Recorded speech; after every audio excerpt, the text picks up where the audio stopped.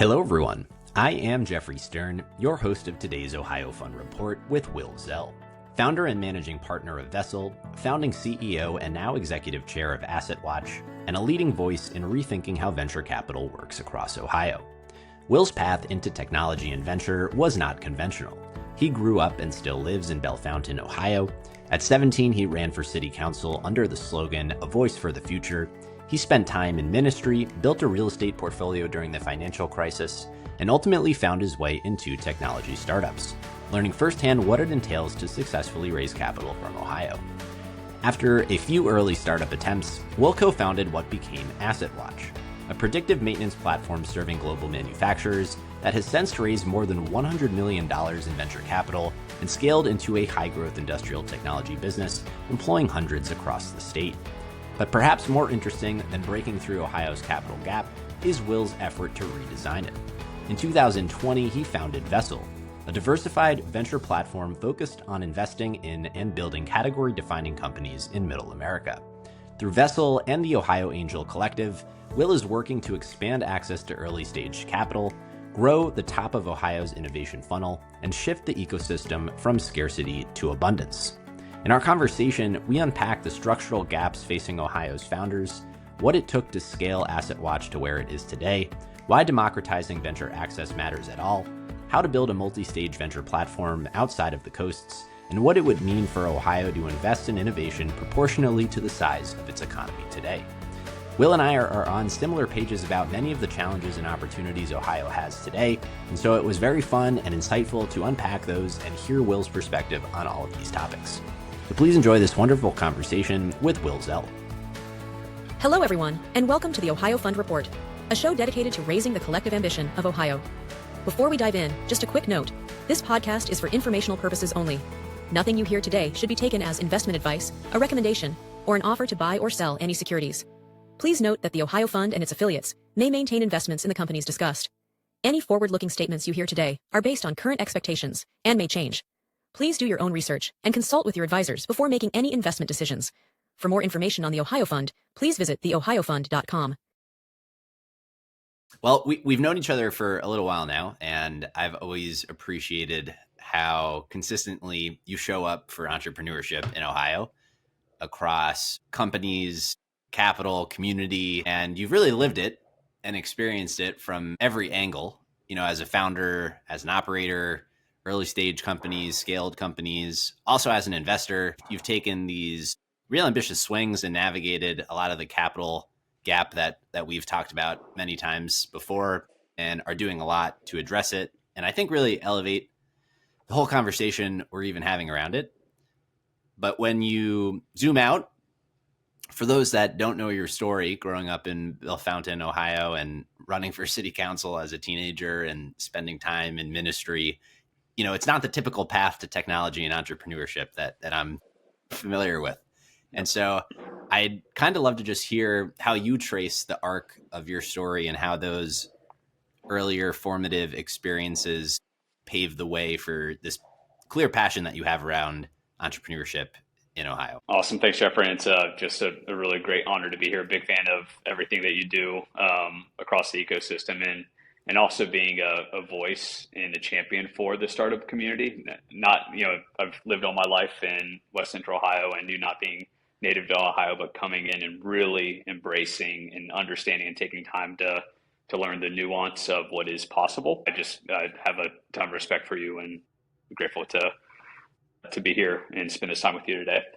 So my journey is certainly not, let's say, a linear path towards what you would consider being a tech entrepreneur and venture capital investor. But I will say, the common thread that manifested early in my life as a teenager or young adult was a willingness to go down paths that weren't paved already, right? To take risk and see, with whatever it was, going to college and deciding to run for city council instead of going to, living on campus. I, from a young age, believed in myself and made decisions to really follow my heart of what I thought was the best decision, best path to take. And many times that has been down a path that does not exist. one of my favorite quotes is Ralph Waldo Emerson: "Do not go where the path may lead. Go instead to where there is no path and leave a trail." And in many ways, it's been a defining and kind of core belief for me in my journey. So growing up in a small town, so Bellefontaine, I've lived all my life. I've never lived outside of Logan County, Ohio. All my life has been in and around this kind of small geographic area, just northwest of Columbus, about 45 minutes. And, coming through public school, it was really kind of my junior year, senior year in high school where I started to get very interested in politics and government and really interested in community and business and economic development. And all of the kind of plans were to graduate and go to Ohio State, was accepted at Ohio State in the scholars program, had dorm picked out.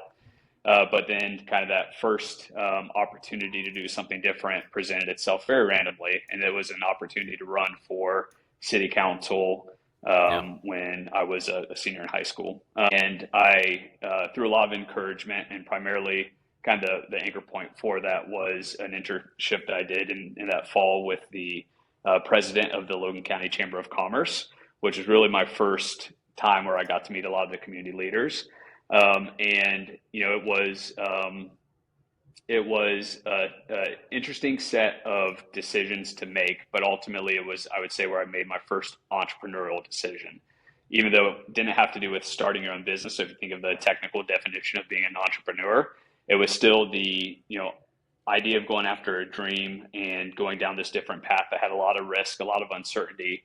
And decided to do it. And I ended up losing the race. So that season not only was my first taste of making an entrepreneurial decision, but also my first taste of getting punched in the face and losing. But shortly thereafter, it was also where I learned the value and experienced the value of just going after something different and taking a big swing. And really it was that season of my life that I think really planted the foundation for this journey that ultimately led me through a lot of conversations with mentors to connect to the fact that I'm actually an entrepreneur. I don't have the classical, I started a lemonade stand or, ran a business when I was in middle school and high school. But I had that kind of fundamental wiring to take on risk, to go down a path that was really just me and my ambition and goals that I had, and then figure out how to make it through. And that's, from the decision to go after a political position, through serving in the ministry, through actually starting businesses, and then getting really involved in the Central Ohio tech and startup community. That's kind of been the common thread through my life over the last 20 plus years. Yeah. And you've always had this conviction in yourself and that tolerance or affinity for risk. Yeah, I think so. I think probably over the last few years, I've been able to articulate it more, right? I think in many ways, I'm in my early 40s now, and I'd say over the last 3 to 4 years, I kind of really found my voice as an entrepreneur and an investor. So I feel like I can explain more clearly what was driving me then today. And a lot of it was just really a curiosity, more than anything else. So my campaign slogan in 2000 for my city council race was a voice for the future. And so I think I oriented around kind of two things. One, a curiosity for seeing problems that exist and wanting to go out and solve them. And then an anchoring around this desire to understand what's next, right? And when you talk about being a voice for the future, the status quo exists in life in any particular endeavor. And the question becomes, what's next? And I think that combination of just a kind of innate curiosity and then a fixture on trying to understand where does something go next? What is the next opportunity, whether it's a community, a industry, technology trends, so on and so forth, I think those are kind of the core anchor points of who I am that have been consistent over time. A voice for the future. I like that. And actually, I still ask myself, am I that? Just so you know, like it was the campaign slogan when I was 18, and it's probably one of the primary things I think about today is, am I still a voice for the future? And it's just on a very personal level, like, am I still anchoring to what I believe is next rather than growing complacent in the things that are today? So as you followed what you now would call your curiosity back then. What was the moment that entrepreneurship became more of a tangible thing rather than, this kind of fuzzy concept? Yeah, so there were a couple of parallel paths in my late teens and early 20s that ultimately led me to go all in terms of being an entrepreneur and building business. And so to kind of break down a couple of those parallel paths, I initially started with a focus on government. And when I lost the election, I was ready to leave my hometown and go live on campus at Ohio State. And a lot of the community leadership came around me. And again, it was one of the benefits of taking a swing, that even though the outcome was losing the election, the process and what it opened up to me was actually pretty significant. Yeah. And a lot of those leaders came around and said, hey, we want you to stay involved and get involved in the community. And, there's a path for you in terms of actually running again in the future and getting elected this time. And so I decided to stay local, and a couple of things happened. Number one, I had the opportunity to start a weekly radio program. So believe it or not, if you would have found this, I know you did some pre-work. If you would have found Zell on the Bell, I would have been extraordinarily impressed, because I did for 10 years a weekly radio program in Bellefontaine, cool. Ohio. Yeah, and a lot of it was focused on politics, but also just broader government and economic development topics. And then secondly, I decided to work while I was going to college. So I did attend Ohio State. I commuted in the evenings to initially Lima and then the Columbus campus, but I wanted to work as well. And I got my first job as an insurance agent, and I worked at an independent insurance agency called Allen Galvez Insurance in downtown Bellefontaine. And for me, what that really was the first exposure to the small business world.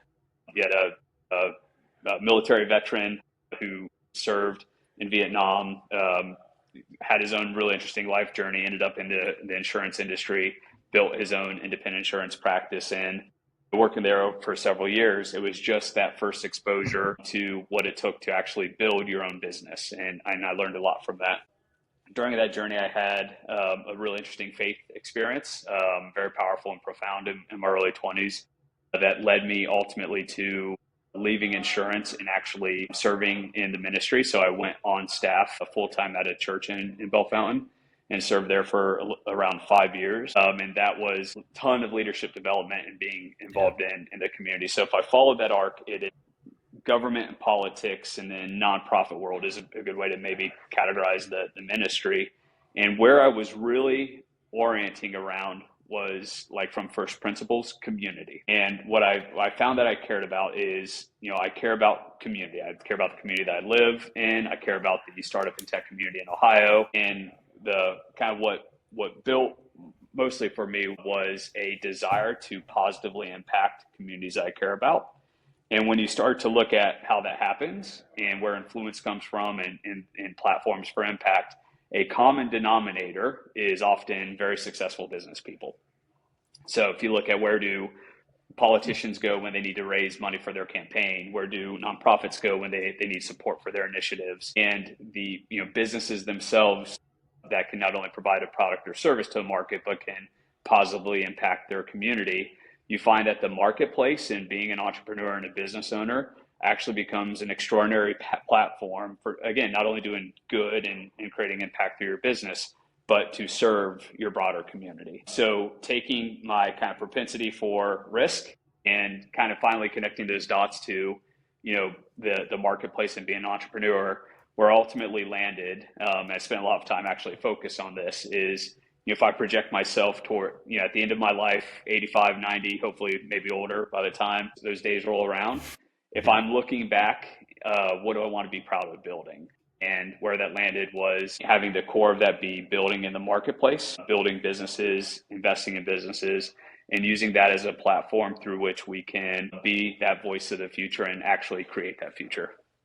I always love the eulogy values framing of figuring out what you should be working on. Yeah, it was, I read a book, it was called Success is Not an Accident. And it was a big framework around that. And it's, when we have a lot of young people on our team and in our ecosystem, and the number one thing I I say is like, take your late teens, early 20s very seriously and think about that. Like, don't, it's travel, have fun, so on and so forth, but start thinking about your life early and start taking big actions anchored to, a big vision that you have that's worthy of pursuit over decades. So how did you get started from there?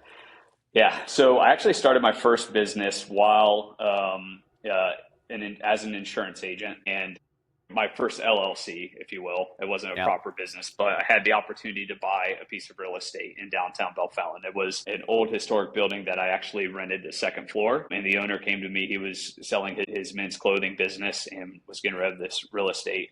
It just gave me a wonderful deal. So ended up buying that, and held on that and kind of managed that property for a couple of years. And then when I went into the ministry, that was in 2007, I also married my wife, Beth, of 19 years, in 2007 as well.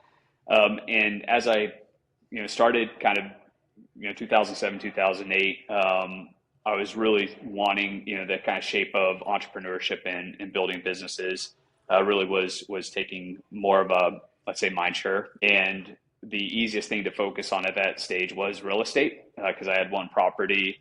The great financial crisis was actually starting to really hit at that point. And there were a lot of buying opportunities. And my family, my grandfather started a construction business. So kind of construction, contracting, and real estate were in my blood.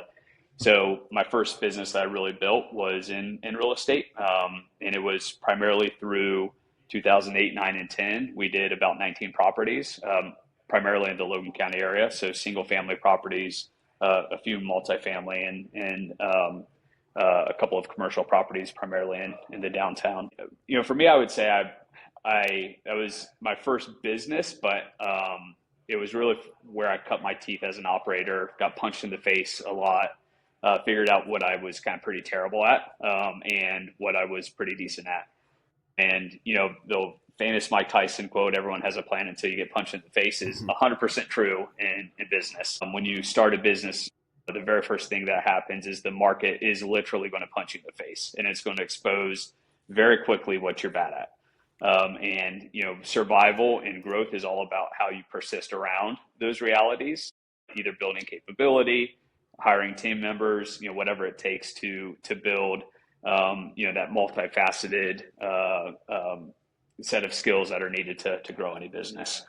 So, that time was largely focused on real estate, had a view of kind of wanting to, build a real estate portfolio, but also was really laying the groundwork for what would be more like a holding company, with real estate just being kind of the initial anchor.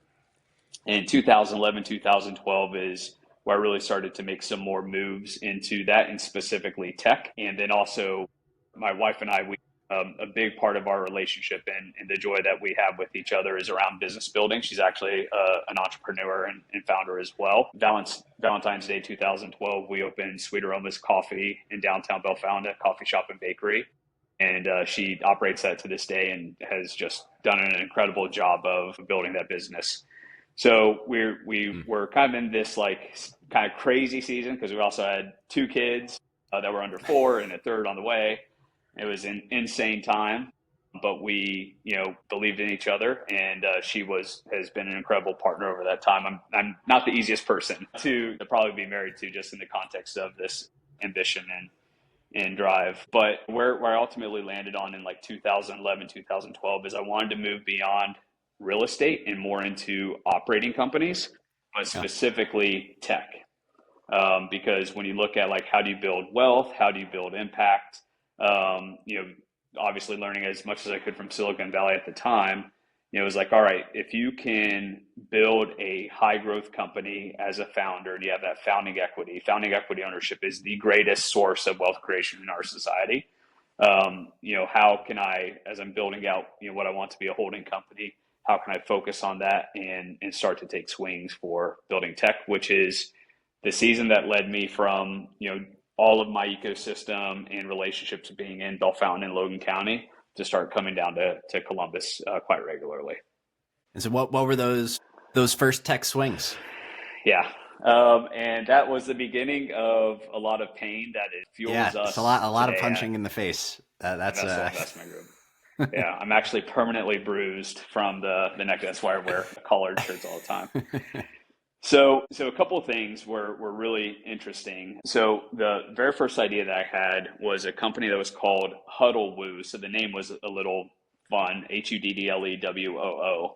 But the genesis of that was I went to a conference down in Yep. Washington, D.C., and went with a few people and met some incredible entrepreneurs and founders and business leaders that I admired. And it was cool to go to that. And I walked away from that with my first real kind of tech idea. And it was solving the problem of access. So if you think about social media is a very powerful thing in our society, plenty of negative, but I'll focus on the positive. When one of the most positive things about social media as it really started growing was if there was an author or an entrepreneur that I really admired, let's say, and they were active on social media, I could now follow them. And as they're putting content out there, I can get access into their life that I never had before, right? So let's say it's an author, John Maxwell, for instance. I could read John Maxwell's books and I feel like I get to know him through that. But then the moment that John Maxwell's on Twitter and he's posting every day, I can follow him. And now I've got more access to his life. So what Huddle was is like, how do you take that to the even next level of solving the access problem? Because if I ever wanted to have a conversation with John Maxwell, I'd have to spend thousands of dollars likely, go to a conference and may get a chance to say hi to him for 10 seconds, 30 seconds, and that's about it. So if you think of the journey of you've got people that you admire here and you're here in life, and what is the arc to be able to actually spend time with them and ask them questions. Yeah. What we want to do with Huddle Woo is close that gap significantly. And the idea was someone like a John Maxwell could have a Huddle Woo account. He could put a value for his time. So let's say it's $500 for 30 minutes with John Maxwell in like 30-minute live video conversation. And if I really felt like that getting 30 minutes with John Maxwell to have a real conversation was worth $500, I could pay it and get that one-on-one conversation. And a lot of that probably contextually was me living in very rural Ohio, being a huge fan of a lot of founders and business leaders that were on the West Coast and on the East Coast. And it's like, how in the world am I ever going to get to talk to these people? I would just love to be able to pay them, right? Because I got so many questions to ask. Yeah. And so it was a good idea, but from a market and value creation perspective, there are a lot of challenges with it. Well, it's like the pre-Cameo. Yeah. So if you think Cameo and then Intro, you'll see Intro a lot today. They do a lot of digital marketing. Intro is probably the closest thing to it, but it's still very, very challenging, right? Because on the kind of John Maxwell side of it, let's say the influencer side, the nice thing about social media is I can spend 5 minutes putting a post together and that's going to go to 1 million people. With Huddle Woo or that type of live video interaction, I'm giving one person 30 minutes, and I'm getting $500 for that, let's say, or even if it's 1,000 or 5,000.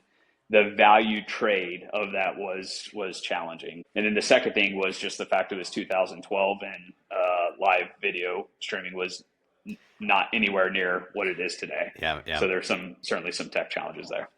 I mean, one of the punches I'm sure you received at that point is like the old startup adage, being right too early is sort of indistinguishable from being wrong at the time. Yeah, I've had that a couple of times. Yeah, unfortunately. So, but I would say kind of separate from that specific business, that season of my journey was interesting because as I was like thinking through that business, being in small town Ohio, I had a lot of great banking relationships and friends, and went to them starting to talk about a tech company and needing seed capital, and there's no business that exists today, and there's no financial history. And they're like, you're absolutely insane. So no, XYZ Bank will not give you $500,000 to go start this software business. It's like, all right. So it was like, there's no, venture capital community in Bellefontaine, Ohio. I need to go to where there's a much bigger community and where I could go in. I was reading about angel investors and seed rounds and the whole venture capital continuum. I'm like, all right, Columbus, Ohio, it's an hour down the road. It's a thriving city, one of the largest cities in the U.S., top 20. there has to be venture capital flowing through the streets. That was my very naive assumption. And so I literally just started driving down to Columbus every day. Didn't have really any connections, started meeting people. Thankfully, I got plugged in and met a couple of key leaders at the time in the startup ecosystem. Ended up going through an accelerator called the 10X Accelerator that was pretty active in those days. But more than anything else, what I experienced was hitting this very thick concrete wall of the difference between my perception of available capital and the actual reality of it. Yeah. And unfortunately, this is a wall that even today, so many incredible founders across Ohio, across the Midwest, across Middle America, if you're outside of where capital concentrates in the VC industry, you have a lot of great founders that want to take a big swing from a tech perspective, and they need that early capital, at least to help get them going. And they go to their local community and it's just not there. Now the wealth's there, right? It's the underwriting and the wealth that's available for the actual early stage asset class that is just a massive gap. And when we look at how technology continues to transform literally every industry, the more that gap persists, the more from an economic development perspective, great states like Ohio and the great communities they're in will continue to not keep pace with what we could in terms of wealth creation, job growth, so on and so forth. And I know obviously you spend day in and day out solving that problem as well. A lot of time thinking about it. The way I've been framing it most recently is just the dichotomy between the size of the economy of Ohio, which is roughly $1 trillion, and that Ohio, meaning we're a top 7 state, at the same time, we get less than 0.3% of venture dollars. So there's just proportionally not representative at all of the economic activity and the innovation that's going on. Couldn't agree more. And I like to view venture capital investing as a proxy for investing in the innovation economy. So if you think of whether it's fundamental research, and we've got a lot of that, but how technologies go from a research setting or idea setting into actual businesses that can grow and create economic impact. Venture capital is one of the easiest tools to look at from a financing perspective of a state's proxy for investment in the innovation economy. And you are exactly right. We actually did analysis. So these are 2023 numbers.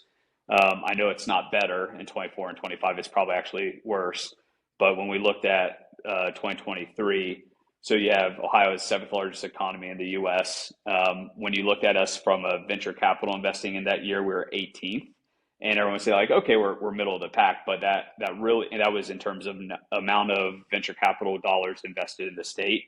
But that really wasn't the great comparison to your point. And I think this is, if there's a message that we can share to state leaders, economic development leaders, it is this message right here. You have to compare venture capital investing to economic strength. And when you look at the ratio of venture capital dollars invested in the state compared to GDP, we're actually 31st country. So we are swinging way below our weight in the context of the size of our economy and how anemic venture capital and investing actually is. And And the challenge with it, Jeffrey, is like it's a problem that shows up a decade from now and that you can't fix quickly, right? Yep. Like just the venture capital cycles and the innovation cycles. Like 10 years from now, if we don't take big action now, we'll be even further behind 10 years from now. Yeah, and we'll unpack that a bit when we talk about what you're doing now with Vessel. But before we do, I think a lot of folks that know you today will maybe know you from your work at AssetWatch, having raised over $100 million to date. I mean, you to some degree figured out a way to surmount that gap, that delta that you identified. And so I definitely want to, hear your reflections on that journey and what you feel allowed for you to figure out how to actually navigate this problem. That is a pretty pervasive problem for entrepreneurs here locally, but how you approach it. So, so Huddawoo failed. Yes. So we'll start with that. So, and then I had another one, startup called Connect Home, and we don't have to spend time on that, but that also failed. And so kind of 2013 into early 2014, the prelude to AssetWatch is the brutal reality of having to shut down a couple of startups. And It was very, very painful, right? And I felt like, coming in 2014, I had one more at bat before my wife is like, stop, this show is over. This is insane. I've put too much at risk. And again, I can't express to you how much my wife is an incredible human. Because there was a lot that was put at risk at that time. So a number of circumstances led to starting what was originally known as Nikola Labs. So AssetWatch before our rebrand in 2023 was a company called Nikola Labs. So same company, we just did a corporate rebrand, and it's a spin out from the Ohio State University, and it was myself, a research partner, Dr. Chi-Chi Chen at Ohio State, and then another group, capital group called Eco Capital Partners, that were founded by Rodolfo Bellesi and Flavio Lobato, who aren't from Ohio. Rodolfo went to Ohio State, but they came to Columbus to really focus on commercialization of technologies out of research institutions. And specifically, if you look at Ohio State, it's a great example of where it should be a lot of potential, or there's a lot of potential that should manifest as growth companies, and there's a lot of challenges there. So the big difference between the first two companies and Nikola Labs was the eco of capital. And specifically, when we went to go and start to raise that early capital, my co-founders had relationships outside of Ohio. So the wall that I hit was the first two companies I wanted to start, or that I started, did need early capital in order for them to get product to market and get to revenue and profitability. Same thing with Nikola Labs. The big difference was we were able as a team to access capital networks outside of Ohio, which again is part of the problem that we're trying to solve today. So we were able to get the company capitalized, get kind of the initial product going, very long and tough technology to commercialize, and ended up very much evolving as a company to focus on the manufacturing space today. But interestingly, Jeffrey, the kind of craziness of that whole journey is, I'm still very much a West Central Ohio rural farm boy. At the end of the day, it's my roots. It's what I love. I love living out in the country. And my journey as a tech founder and capital raising, once it started going and working with Nikola Labs, it actually took us to Europe, took us to Asia. We've raised a lot of our early capital at Nikola Labs actually came from European investors, specifically Monte Carlo Capital out of Monaco. So just this wild time of I'm just a farm boy from Ohio, and now I'm sitting in Monaco of all places, meeting very incredible investors, and these have become honestly lifelong friendships for me. So that craziness aside, it was really that infrastructure and those relationships that enabled us to raise the early capital that it needed to get the product to market finally, and really get product market fit. And then the real inflection point happened in our Series A with G2 Venture Partners, just an incredible investment organization based in the Bay Area. And it was an interesting journey because they weren't used to seeing deal flow coming out of a state like Ohio. I mean, it took a lot of time in terms of really understanding that Nikola Labs at the time was really onto something very powerful with predictive maintenance. And thankfully they leaned in when we needed it. I mean, that whole journey, the journey of the company up until the Series A, was we were surviving with anywhere between 4 or 5, 6 months of capital and 0 days of capital, actually negative 10 days of capital. And it was, because a lot of the challenges when you read about venture capital in the Bay Area and, going and raising a seed round, and you've got, 18 months of runway, 24 months of runway. It's just not like that, unfortunately, not yet in states like Ohio. And so it was very much fighting block to block. And I think truth be told, I don't think I was actually an entrepreneur until that journey. I had some experience before that in building businesses, but I think I really became an entrepreneur through that journey with Nikola Labs. So thankfully, we're able to get the product to market in a great space, selling to manufacturing organizations. proved out product And market what fit. was the problem that you were solving? Yeah. So where we landed, which is very different from where we started, is the problem of unplanned downtime for manufacturing facilities. So if you think of a manufacturing facility, you walk into it, you'll see a bunch of machines that are producing a product, and there's a production schedule, there's planning of supply chain, there's a lot that goes into that.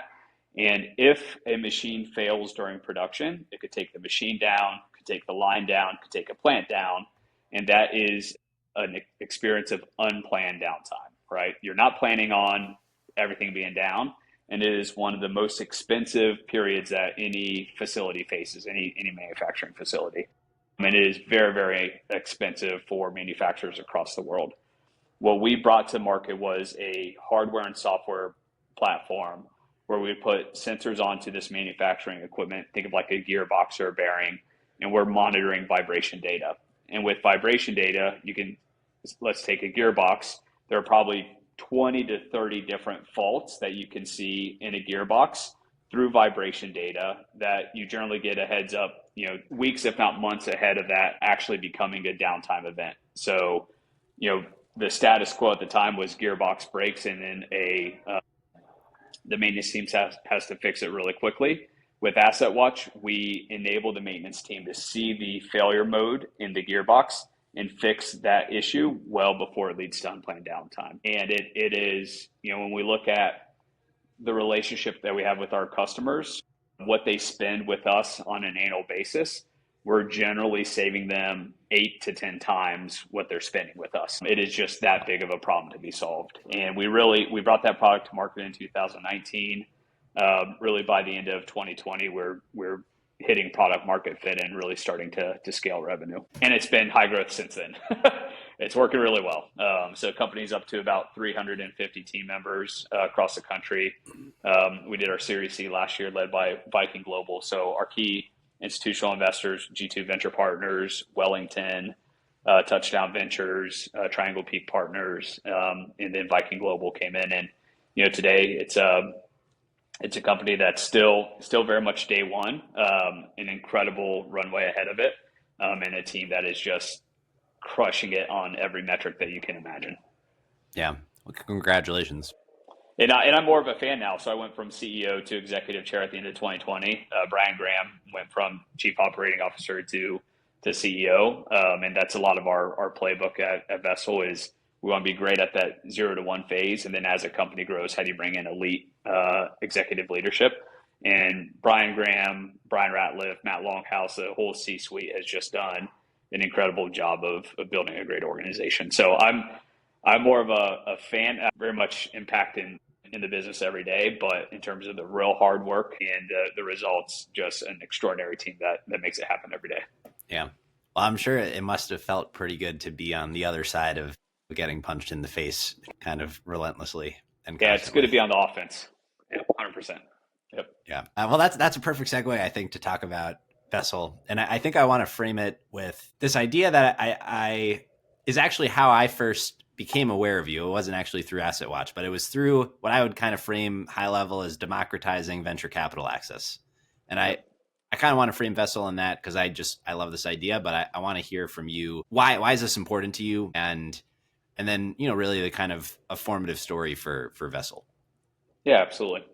So when you dive in the world of investing and finance and where investors can deploy capital with an expected return, so just kind of starting at this most fundamental basic level, right now there are two very distinct worlds that exist in our society here in the United States.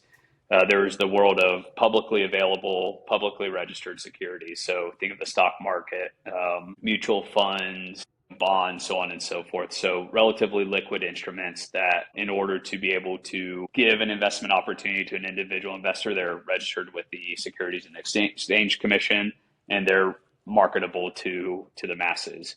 And any adult in the U.S., regardless of wealth, can participate in those investments and can take on risk to hopefully drive a good return. But there's a whole other world that exists, and that's the world of private markets. And obviously, I think a lot of people are familiar with private equity, venture capital, and private real estate. And there's a world that is larger than the public markets world, called private markets. And there's some really interesting components of the status quo that I fundamentally want to challenge in life and over my career. And one of those is around access and who can access private markets. So because of no greater instrument at the time, what the Securities and Exchange Commission did many decades ago was created a test that someone had to meet in order to be eligible to invest in private markets. And that was a wealth test. And it was called being an accredited investor. So by law, in order to invest in private markets, by and large, you have to have a very significant net worth and a very significant annual income. And it's a big societal problem because if you look over the last 10, 15, 20 years, a lot of the action of where capital is invested and returns are generated, and let's say outsized returns are generated, is really in private markets. Companies are not going public anymore until they're, much larger market cap. I think Google was $100 million market cap or something like that when it went public, some crazy small number, right? Where today, if you're not 3 billion, 4 billion in value, then you just don't even want to think about doing an IPO. So you've got a lot of challenges where that wealth is still being created, right? So, connected to one of the things I said earlier, the greatest source of wealth creation in our society is founding and early equity ownership in a company that grows to be very successful. So from first principles, that is a very true statement. And so as those companies are successful and people are investing in them, there's a lot of wealth that's created in those early days. And unfortunately, a lot of the masses, if you will, are blocked out effectively of investing in those asset classes. So it's just something that I fundamentally care about. It is a very complex problem to solve. The kind of precursor, if you will, for Vessel was Zell Capital.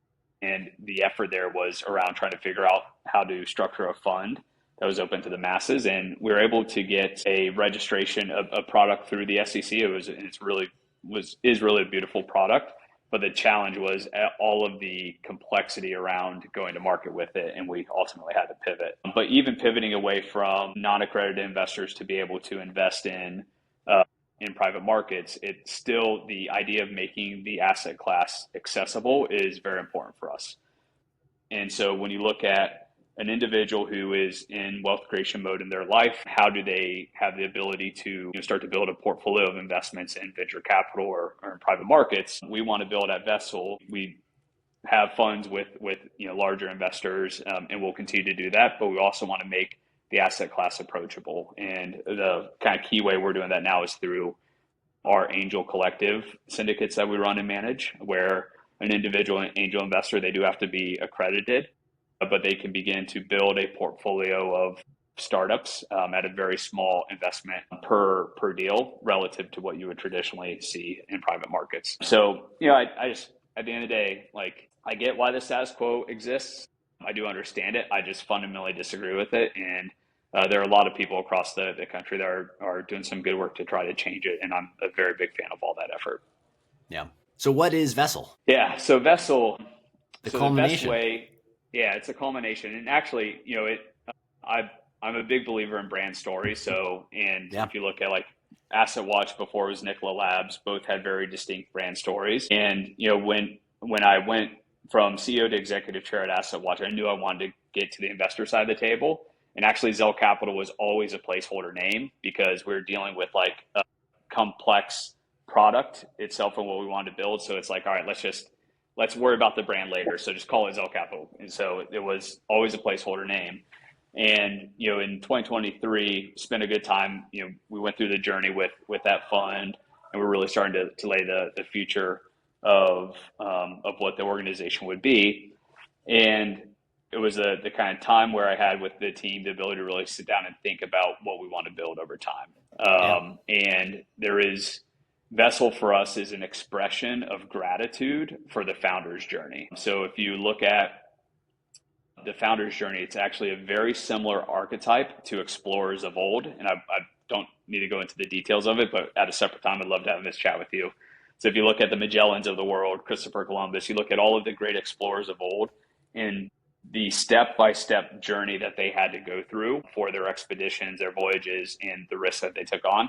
It's actually incredibly similar to the founder's journey today. And, you can think and visualize a captain and their crew in the middle of an ocean, battling the storms, the raging seas, and this force of nature that could literally consume them. And you can very much see the peril of that journey in that kind of mental picture.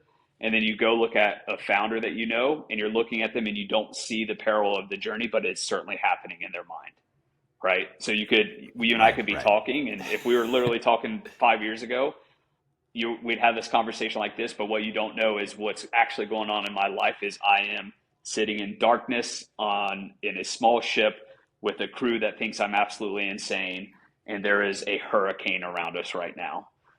And we're in the force of nature that could consume us in an instant, and we are fighting for survival, and that's the founder's journey. And there's a lot more that you can unpack in that. And so Vessel is really that expression of honor, of understanding what it takes, being founders and operators ourselves, to really take the steps to try to build a company and try to create the future of an industry. So that's the brand and the brand story. What we do is the best way to think about us is actually as a diversified holding company, not a traditional venture firm. We are focused a lot on the venture capital asset class, but we kind of have two buckets. We have our control investment in bucket. So this is where we are kind of flexing that muscle as founders ourselves, our venture studio where we'll launch companies from scratch. And then we have our non-control bucket, which is where we operate as a traditional venture capital team, where we will go find great founders, invest capital in their company, generally take somewhere less than 10% of ownership and become much more passive. And over time, there's a lot that you'll see about Vessel out there, but we're executing strategies underneath those two buckets. What does success mean to you? Well, that's a very complex question.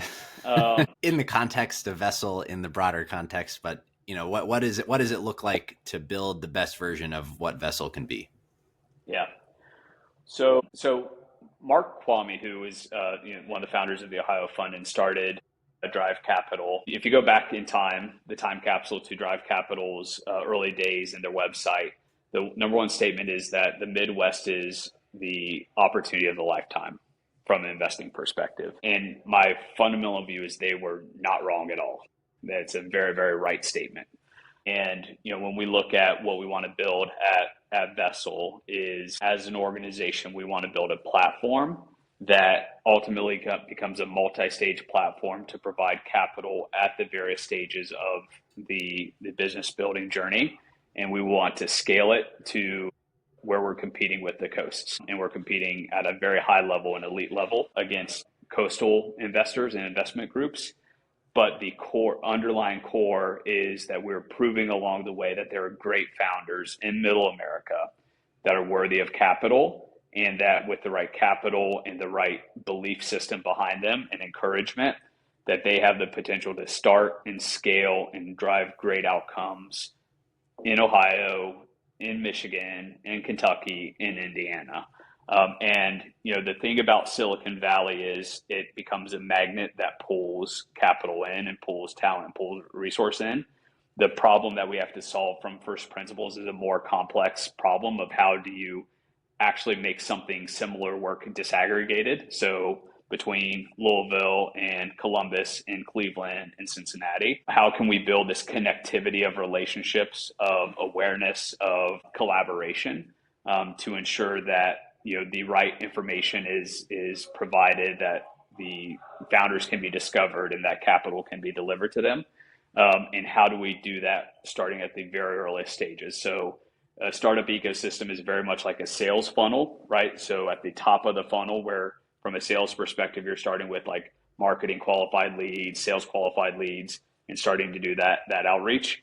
And then it ultimately narrows down to closing deals. And so the number of deals that you close is significantly lower than the number of opportunities at the top of the funnel. Startup ecosystems are the same way, right? So at the top of the funnel, it's the ideation, it's the angel investors, it's the pre-seed funds. And yes, companies fail through that funnel, right? But you still get a bottom of the funnel output, which are the growth rounds, the exits, the IPOs, the great stories of companies that are employing hundreds, if not thousands of people.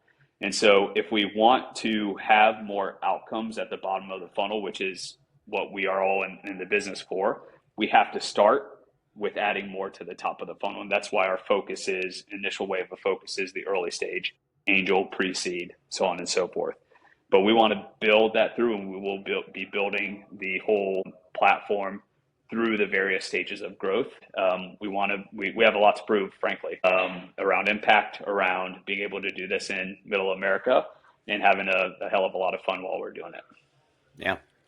How's it going so far? It's good. Starting an investment firm is very much like starting a tech company, right? Or starting any organization. So we're a startup. So if I could just kind of connect our journey to where, you would think of the different cycles of a tech company. You're generally experiencing a J curve. So if you think of an XY axis, the early days, you dip into the negative on the X axis. So it starts by being bad, right? It doesn't start by looking great. It starts by looking horrible. And it's this journey of looking bad, worse, oh, a little bit better. And then ultimately, if it starts to hit well, then as you start to grow, you cross back over into the positive land on the X-axis, and your growth rate is actually significantly greater than a more linear curve. So anyways, we're on our own J curve, and the first couple years were really rough in terms of the registered fund. Starting in 2023, we just started to really connect with the team. I've got incredible senior partners, Corey Myers, Patrick Klein, Amit Rastogi, an incredible team around us, Mike Supek, who runs Ohio Angel Collective. And, you could have the coolest tech in the world, but at the end of the day, humans do business with humans, and it's really a people-driven business that we're in. And so 23, 24, 25, we're very much about laying the groundwork, building the team, really defining the thesis and starting to execute it. And last year we had a couple of watershed moments. Having the Ohio Fund come in and be the anchor investor in our studio fund was just massive. The work that you all do, the team, it is. I know you hopefully have a fan club. I hope I am in top 3 number in terms of fans that you all have. I'm a big believer in what you're building.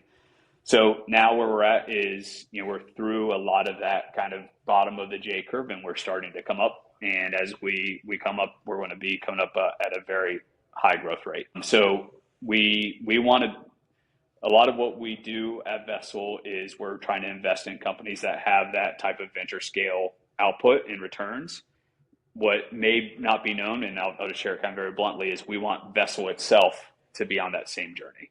So a lot of times venture firms, it's not that there's anything wrong with this statement, but it's a lifestyle type of business. We're building Vessel itself to be a high growth organization, and it's pedal down every single day. And our team is locked in, and we're getting after it. I want to revisit one topic you introduced earlier, which is that it's, well, and you just alluded to it now, which is ultimately it's about people. People do business with people, but this idea of community at the heart of it, and how that ingredient is kind of requisite for the whole recipe of success here, and just how your thinking and approach has evolved with regards to the community aspect of all of this.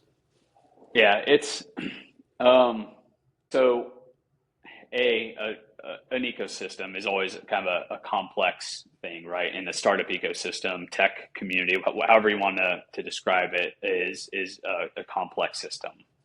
And so, generally we try to kind of approach the world through a first principles lens. So you want to break complexity down to its fundamental truths, or what you believe to be true about it. And then that's where you kind of begin to reason and build strategy and execute. And, as you kind of start to break a complex ecosystem like a startup community down to its most fundamental components, one of them, and the primary one, is people, right? And value more than anything else is the first principle through which I see the world. And really taking the time to understand, whether you're a founder, an investor, whatever role you play in the community, how do we create a dynamic and vibrant and positive and abundance focused culture, right? And if I could have expressed this clearly, I would say that the critique that I would have of the Ohio startup community over the last X number of years, and this isn't any one person, and in fact, like, especially the partners at the Ohio Fund have been drivers of change. Rayleigh, to remember conversations with him many years ago, and Mike Venerable the same, where they're the champions of what I'm about to say. But we've got to take bigger action anchored in an abundance mindset. We can't take small action anchored in a scarcity mindset or a competitive mindset where we believe and define each other as our competition. Because the reality is our competition is the fact that if great founders can't raise capital here, they will leave here and they will go to where they can raise capital and where it's more abundant, and they will create great businesses and jobs there. And that is, for me, what breaks my heart, and that is what I view as our competition. It's where capital is abundant and available. So until that is the case in Ohio, we should spend zero time trying to put each other down as competitors, and 100% of the time figuring out how I can make this a win for you, Jeffrey. How I can make Fire Road in Cincinnati, Tim and the group that they're building there, Todd up in Cleveland. Like, we've got incredible investors throughout the state, and we need to just be shouting that we need more capital, we need more investors at the table, and we need to come together in a very proactive culture from an abundance mindset. And then when you drill that down to the individuals and the different stakeholders, it has to be driven off of how we create value, how we encourage each other, and how we make this happen together. And so a lot of what we do at Vessel is building community, is events of bringing people together, because, at the end of the day, we have to change culture, and that takes a significant amount of time and effort. But over time and with the right effort, it can happen. And I know you all are doing that every single day at the Ohio Fund, and we're happy and very grateful to be partnered with you on that journey. Yeah, no, it's important and hard work, the community part of it, but it matters.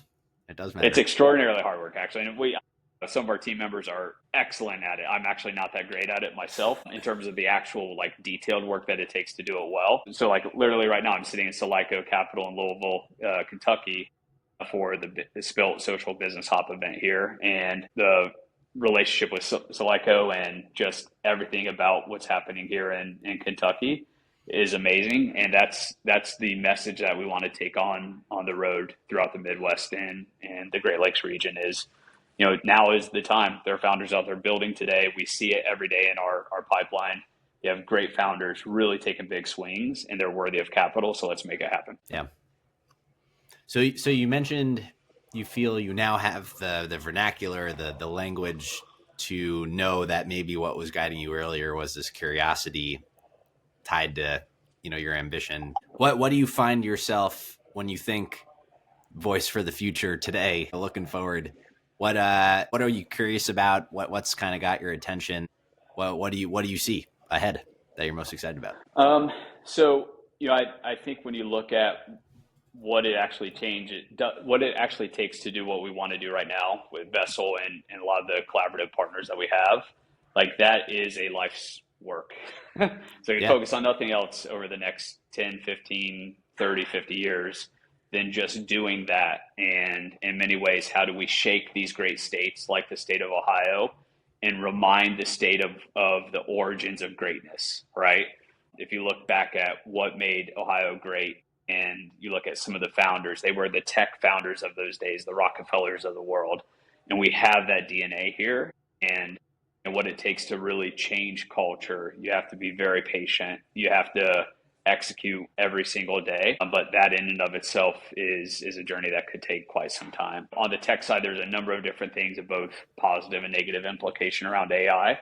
That has a lot of our curiosity. So there are some kind of societal things that I think I'm really starting to think deeply about, and hopefully, figure out some way in which we can have a positive impact. But right now I would say it's very singularly focused, even though there's a lot of complexity under this singular focus. It's singularly focused on, how do we change culture and make venture more understood in Ohio and the broader Great Lakes and Midwest region? And how do we change that, that data point of Ohio being the 7th largest state in the country, but 31st in GDP to venture ratio? Like, how do we make those two the same, right? How does Ohio become the 7th largest economy, but also the 7th largest state when it comes to the amount of venture invested compared to the GDP? And just so you know, that number is roughly, we need to go from like 1.3 to 1.5, which is where we are, billion invested per year,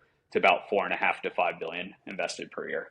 And if we can grow the ecosystem to the point where that's happening, then I would say that would be where I would start to be satisfied with us as a state taking the appropriate amount of risk and deploying the appropriate amount of capital to great tech founders across the.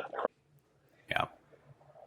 The best definition that I've come across for life's work that has always stuck with me is a lifelong quest to build something for others that expresses who you are. And it's pretty cool. It feels like you've found that. Yeah, I love that statement. And a lot of what I've been thinking about lately on that is, like, for me, the business building journey is actually a very creative journey. So if you think about great artists, whether painters, musicians, so on and so forth, creating great art is a worthy endeavor. And I actually look at building a business as that type of creative and artistic expression. And it's complex because you're dealing with people, you're dealing with markets, there's a lot of complexity. But I think if I could say it one way, like, what we want to do at Vessel is as we build companies and as we impact culture, I want people to be able to look at what we do and say, like, oh, that's a Zell, right? Or, oh, that's a Corey Myers or a Patrick Klein. And the team that we're building is we're artists that come to the table, and we bring our curiosity, we bring our skill, and the way that we package together our common beliefs and then execute them around our core values. That I see it as a masterpiece that can be built over decades, right? So to your point, like, having that kind of view of the future of what you want to build in the service of others. And it's incredibly rewarding to see businesses that grow to employ tens, hundreds, hopefully thousands of people one day, because you're talking about families, you're talking about livelihoods, you're talking about second order and third order impacts. And those are the things for me that matter much more than anything else. The personal fruit of what comes from that is just a natural output of the product created. I know there's lots more that we could talk about, and we'll just have to continue the conversation at another point. But when you reflect on what we've discussed so far, is there something that feels particularly important that you want to talk about that we haven't yet? No, I feel like we've covered, I think we go a lot deeper on a number of subjects. I think if I could get a message out to the community, especially the founder community, is, if you've been through the experience, you're likely jaded of the experience of what it takes to raise capital in Ohio. Or if you're just getting going, you're probably hitting that wall. And my number one thing is just don't leave. Give us a little bit of time. If we can't invest, we'll try to connect people to other investors and see what we can do to help. We just need great founders who want to take tech swings to stay here and to build here. And there are actually resources that are available. They're just not as abundant and obvious as we would like one day. But I love founders. Any person, regardless of whether it's a tech company or just building any business. Again, Vessel is an expression, a brand story that is in pure honor of anyone who starts a business and goes through that journey of pursuing a dream through building a business. Well, I'll ask you an unrelated closing question, which is if any of us find our way through Logan in Bellefontaine, give us a hidden gem, some plugs. All right. So Bellefontaine's actually, man, we could spend a half hour at least talking about Bellefontaine, primarily because one of my best friends is a gentleman named Jason Duff. He's actually one of my early mentors that helped me in the formative years connect myself to being an entrepreneur.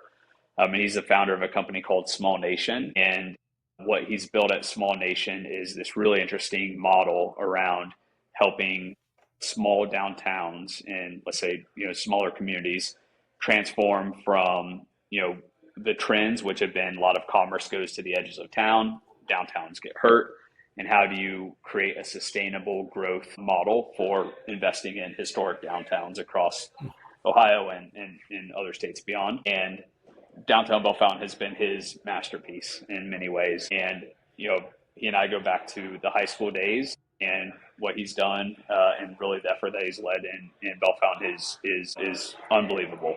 And I encourage everyone to come see Bellefontaine, but don't just come see Bellefontaine and learn this story, because 10 years ago, 12 years ago, when we started Sweet Aromas, 18, 20 years ago, in terms of since I've been involved, the transformation of the downtown to a very vibrant, economically fruitful downtown area has been incredible. If you do come to Bellefontaine, hit me up ahead of time. I can connect you with the right people and give you a couple-day itinerary to really enjoy. It's a great part of the state, just northwest of Columbus, about 45 minutes, and would love to host anyone that wants to come down for a day or two. Perfect. Well, if folks wanted to take you up on that, or had anything they wanted to learn more about with regards to Zell or the Ohio Angel Collective, where would you direct them? Yeah, so connecting with me on LinkedIn is great, and then hit me a message. You can shoot me an email, wzell@buildvessel.com is cool. I generally have a tsunami of stuff hitting me in terms of inbound messages, so if it may take me a while to get back to you. But we're accessible. We got team members across the state, and the more we can connect with people and build community with them, the better it is for us. Awesome. Well, thank you, Will. Really appreciate you taking the time. Yeah, thank you, Jeffrey. I'm again a big fan of everything you're doing, and excited for what you personally will create and the impact that you'll have on this state. It means a lot. It's a mutual respect. Awesome, my man. Appreciate you. Thanks, Will. Thank you for tuning in to the Ohio Fund Report. If you enjoyed this podcast, we'd love for you to leave a review on your favorite platform and subscribe to stay updated on all future episodes. You can subscribe via Apple Podcasts, Spotify, YouTube, or directly on our website at theohiofund.com.